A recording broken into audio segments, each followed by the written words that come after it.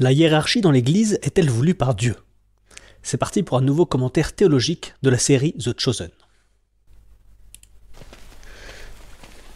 Tu sais, c'est drôle, j'aurais plutôt cru que ce serait Mathieu qui veillerait à la répartition des tâches, pas toi.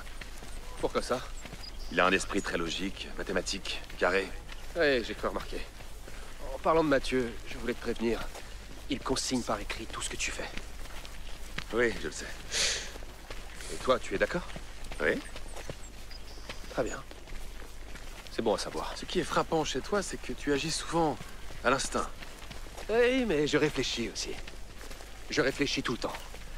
D'ailleurs, je comptais te faire part de mes réflexions. Ah bon? Oui, je me dis que le groupe s'agrandit de jour en jour. Et vu qu'on est de plus en plus nombreux, les avis et les points de vue le sont aussi. C'est sûr. On est tous unis derrière toi. Vous êtes tous unis? Enfin, on est tous d'accord avec toi. Mais il arrive que tu ne sois pas forcément là, et ces jours-là, on ne peut pas se référer à ton autorité. Vous avez mes consignes. Oui, mais on a un objectif, une consigne ou une destination à atteindre sans savoir comment y arriver. Comment faire pour les atteindre. Et il y a parfois pas mal de cacophonie. Et donc, tu suggères quoi? Eh bien, je suggère de mettre en place une hiérarchie officielle. Pourquoi faire? Pour simplifier la prise de décision, savoir ce qu'il faut prévoir ou pas. Comment répondre aux objections s'il y en a. Quand et comment... Je suis un peu gêné par ce passage parce que, en fait, il met en scène Saint Pierre qui demande à Jésus qu'il établisse une hiérarchie dans son Église. Comme si la hiérarchie c'était quelque chose qui venait des hommes pour la demande des hommes, mais c'était pas voulu directement par Dieu et pas par Jésus. Hein. Et ça, c'est très embêtant. En fait, encore une fois, ça souligne le fait que nous devons nous rappeler que cette série est faite par des protestants. Et c'est très bien, ils font une bonne série, mais parfois, comme d'habitude, ils tirent un petit peu la couverture de leur côté pour souligner leur interprétation des choses qui n'est pas celle transmise par l'Église depuis 2000 ans. En fait, la hiérarchie ne vient pas des hommes, elle est directement voulue par Dieu. Cette hiérarchie est l'image des réalités célestes. La Trinité elle-même a une certaine hiérarchie. Évidemment, le Père, le Fils et le Saint-Esprit sont tous également Dieu. C'est une certitude. Cependant, il y a un premier, le Père, de qui tout vient. Et le Fils, pour le Fils, on parle de la deuxième personne de la Trinité.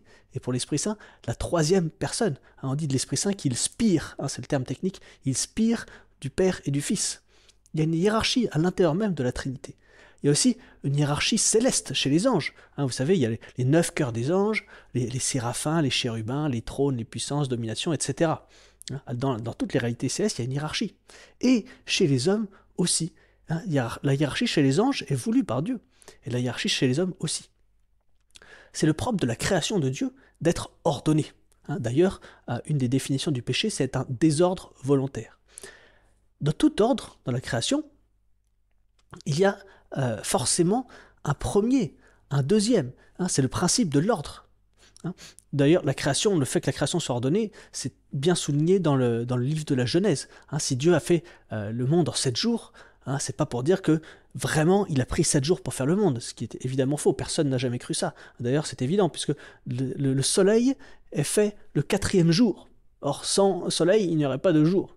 Bref, tout ça pour dire que voilà, Dieu a fait tout avec poids, mesure et ordre. Et dans tout ordre, il y a des différents degrés de primauté. Tous les membres, toutes les parties de l'Église ont un rôle à jouer, mais elles ne sont pas les mêmes. C'est comme dit saint Paul, il dit « si le pied voulait faire la même chose que la tête, où irait-on » Non, dans l'Église, on a besoin des deux, mais celui qui prend la décision, c'est la tête. Et l'Église, c'est comme un corps. C'est ce que dit saint Paul, ce que dit la tradition de l'Église, c'est le corps du Christ à proprement parler. Et dans un corps, et du coup, il y a toutes sortes de membres, tous les membres ont un rôle à jouer propre, mais il y a une hiérarchie dans les membres de ce corps. Dieu a voulu que les choses en soient ainsi. Mais vous me direz, mais la tête, c'est le Christ lui-même. Donc du coup, tous les êtres humains sont simplement des membres du corps, et il n'y en a pas un qui est la tête pour prendre des décisions. C'est pas entièrement vrai. Évidemment, le Christ, c'est la tête lui-même. Sauf que les prêtres et les évêques on dit qu'ils sont ordonnés, qu'ils sont conformés au Christ tête.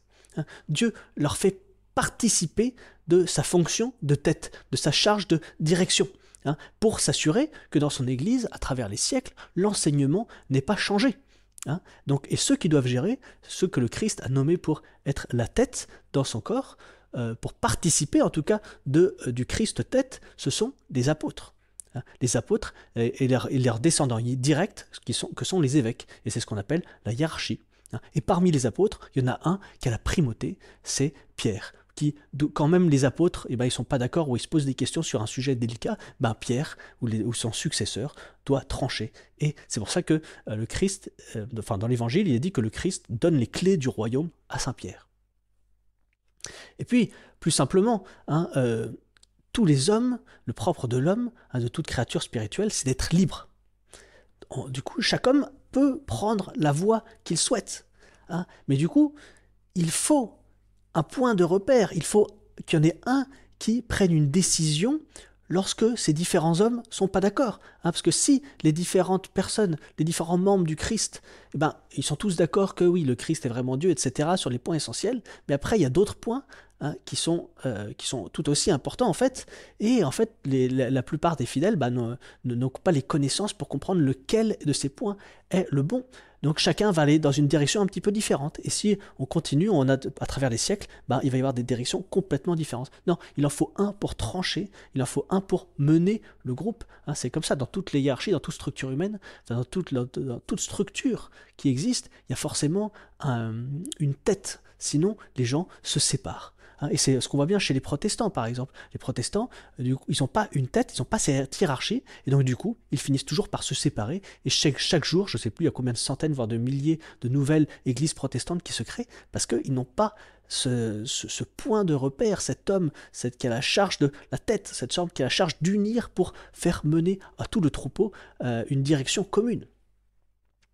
Dieu aurait pu rester sur la terre après sa résurrection, pour mener son troupeau lui-même, pour être le berger de son troupeau. Il aurait très bien pu, mais non. Il a décidé de monter au ciel et de laisser cette charge aux apôtres. Pourquoi ? Parce qu'en fait, Dieu ne nous a pas créés simplement pour être ses serviteurs. Il nous a créés pour que nous participions non seulement de sa nature divine, mais aussi de son action divine. Il ne les a pas créés pour simplement être des membres de son corps un petit peu sans responsabilité. Non, il veut nous donner à chacun une responsabilité. Il veut nous donner à chacun une part dans son royaume. À chacun, il donne une mission particulière. À certains, c'est de s'occuper des pauvres. À d'autres, c'est de récolter la nourriture. Et à d'autres, c'est aussi d'enseigner. Et à d'autres encore, de s'assurer que cet enseignement soit le bon, et soit le bon qui soit vraiment transmis depuis les origines. Donc, Dieu, dans sa bienveillance, veut nous faire participer de son action, et même participer de son action en tant que tête du corps. Voilà ce que c'est la hiérarchie, et voilà pourquoi elle est importante. Dans l'Évangile, jamais on ne voit Pierre demander lui-même au Christ qu'il y ait une hiérarchie. Non, c'est le Christ qui l'instaure. Pierre, il n'a rien demandé. Je pense d'ailleurs, il n'en voulait pas. C'est une immense charge de responsabilité des âmes. Quelqu'un qui est membre de la hiérarchie a beaucoup plus de chances de se damner qu'un simple fidèle, parce que le fidèle, lui, il doit s'occuper que de lui-même, alors que il a sa responsabilité morale de lui-même, alors que le membre de la hiérarchie, le prêtre, l'évêque, il a une responsabilité morale bien plus large. Si une seule des brebis de son troupeau se perd à cause de lui, parce qu'il n'a pas été suffisamment charitable, ou alors parce qu'il n'a pas réprimandé comme il fallait, toute cette damnation a de grandes chances de retomber sur lui aussi, parce que Dieu lui a confié la charge du troupeau. Bref, si cette vidéo vous a plu, dites-le moi dans les commentaires et surtout, abonnez-vous.